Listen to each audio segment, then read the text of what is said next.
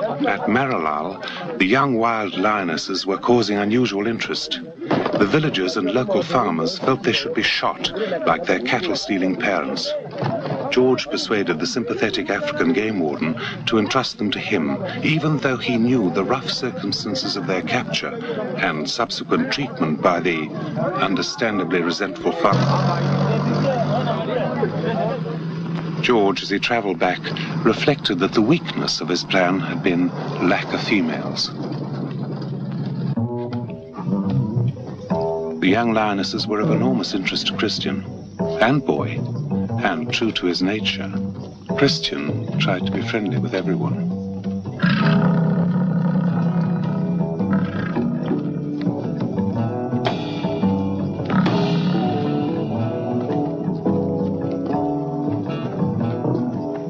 The lionesses were plainly terrified. George had to make an immediate, on-the-spot decision to save their lives, without seeing more than a furry mass of fear behind cage bars.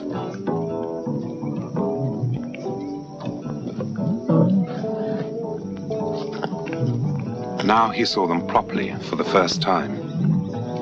After several hours, with Christian's help, they were persuaded to leave the cages which had held them savage prisoners over the past week. Cages which now, in the face of the unknown, had become their only sanctuary.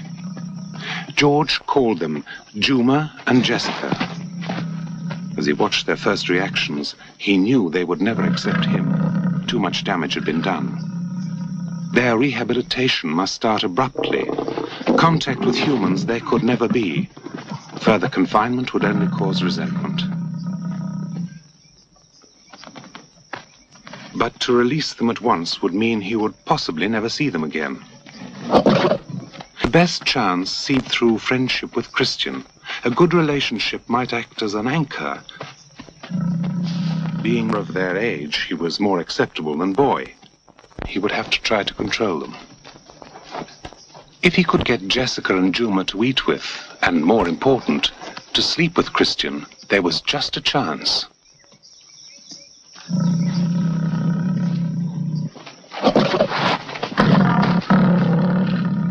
Wild lions are very possessive of food. They've had to be to survive.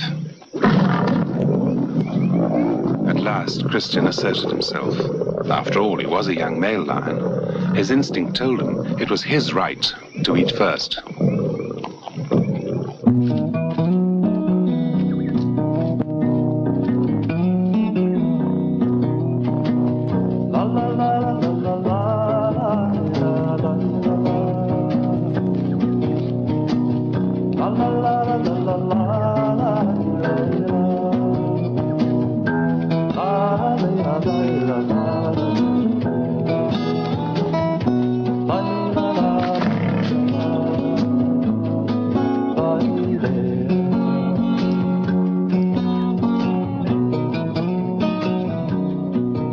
Was partially successful.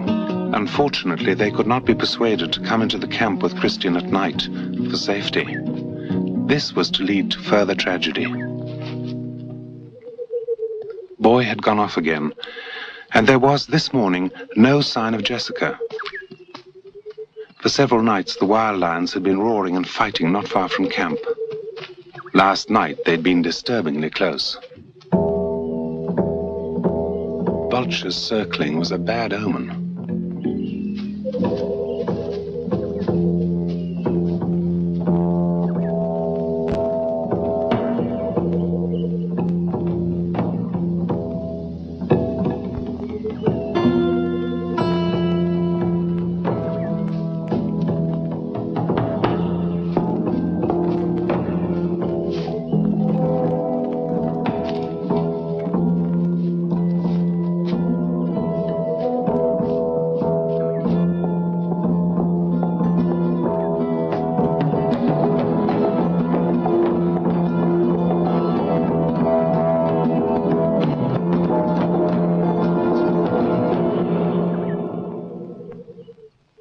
It was undoubtedly the work of the wild lions.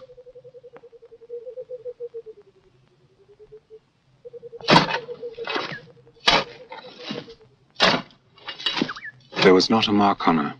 Jessica's neck had been cleanly broken. To kill a young female like this was unheard of. In the search for freedom, for a natural life with a natural expression, this was the chance she took. And this, sadly, was the price she had to pay. This, too, could be the bitter end that Christian might have to face.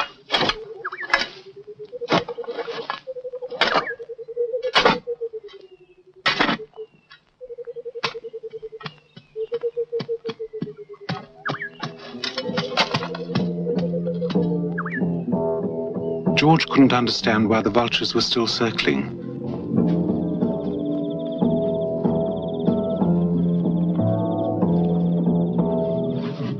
Again, the wild lions. Boy must have put up a tremendous fight. George had seen him after many tough encounters in the past, but he had never seen him in a state like this. Badly gashed in many places, he was so weak he could not stand. It was not just the work of one wild lion.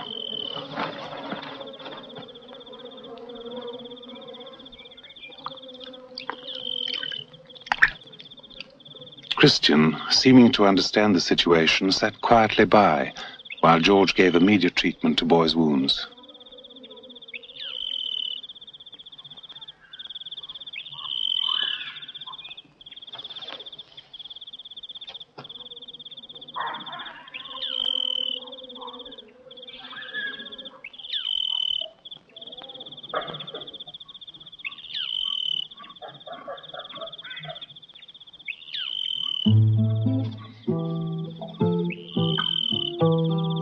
While George looked after Boy, I arranged for 2 veterinary surgeons to travel up from Nairobi to see what could be done.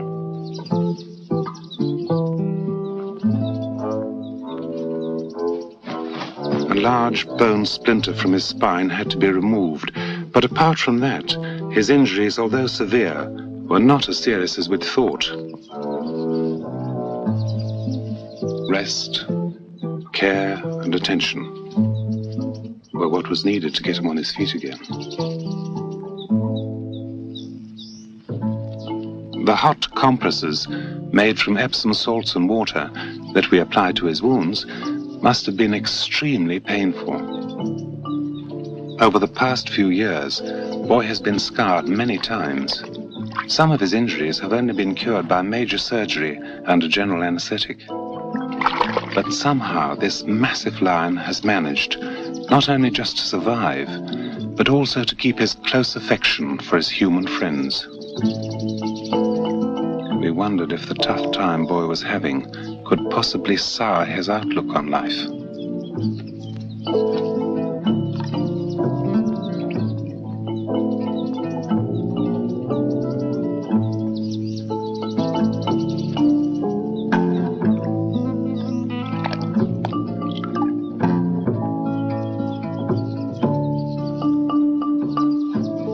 Gradually, Boy started to recover, but with the wild, uncontrollable Juma now our only female,